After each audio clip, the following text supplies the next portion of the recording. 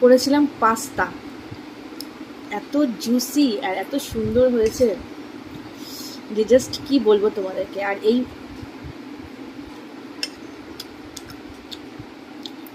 Pasta যখনই করি আমার ছোট ভাইয়ের কথা মনে পড়ে যায়।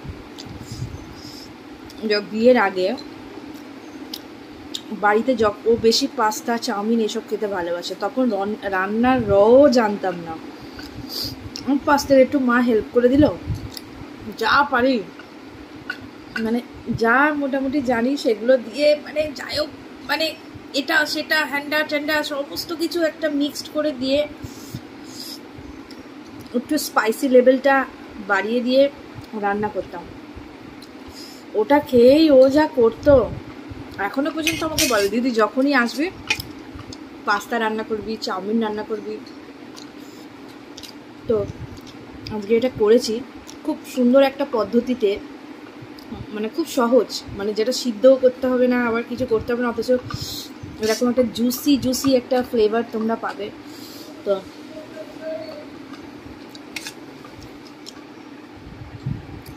খাচ্ছি আর ওর কথা মনে পড়ছে।